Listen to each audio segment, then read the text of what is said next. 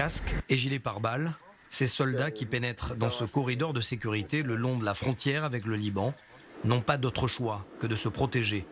Nous sommes embarqués avec eux, 3 jeeps en tout. Tous mes soldats ont entendu le discours de Nasrallah qui a clairement dit qu'il ne sera pas tranquille tant qu'il ne se vengera pas, tant qu'il ne tuera pas un soldat israélien. Nous connaissons cette menace, mais elle ne doit pas nous empêcher d'opérer. Cela ne peut qu'accroître notre vigilance. Cela fait presque 4 mois que Tsahal prend d'énormes précautions à chaque sortie d'un convoi militaire le long de cette barrière. Car le Hezbollah l'a déjà prouvé. Plusieurs attaques contre les soldats israéliens.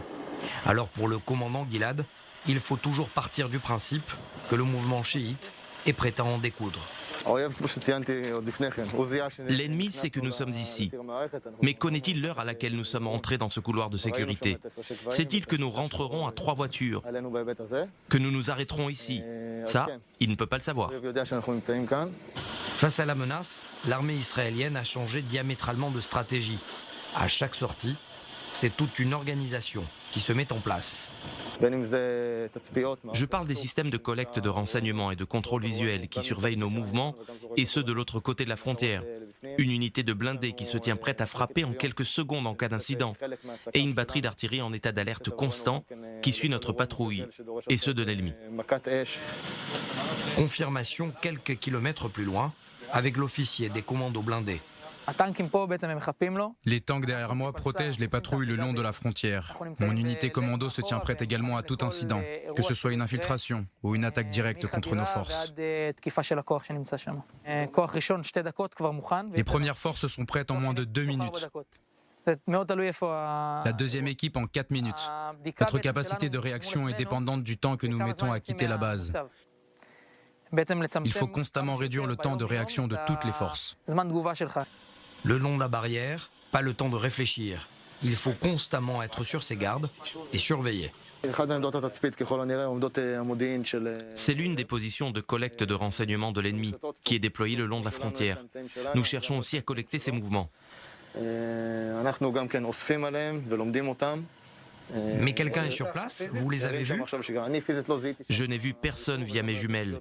Les sentinelles ne m'ont rien dit non plus, mais nous partons du principe qu'ils collectent à tout moment des renseignements sur nous. Nous reprenons alors la route, direction l'une des zones les plus sensibles de cette frontière.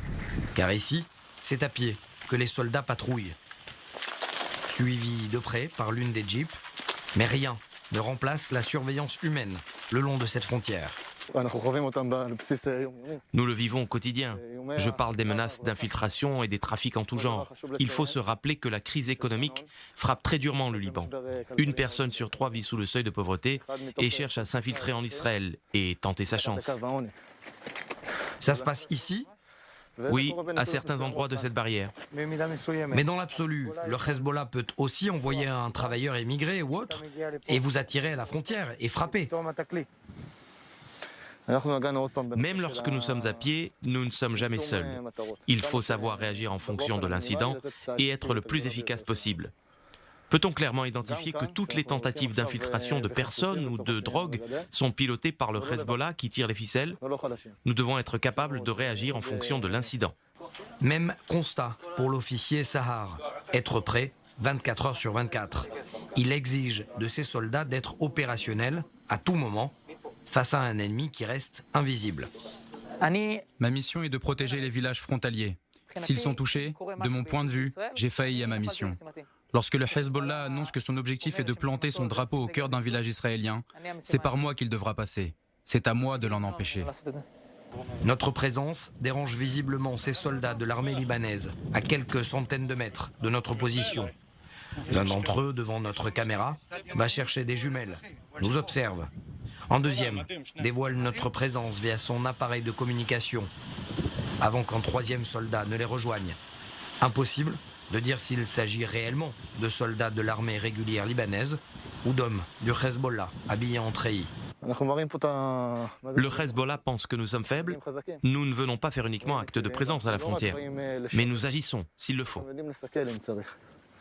La question est de savoir, le moment venu, quel sera le rapport de force entre des soldats israéliens, certes surentraînés, et un Hezbollah déployé sur les zones de guerre en Syrie, en Irak et au Yémen.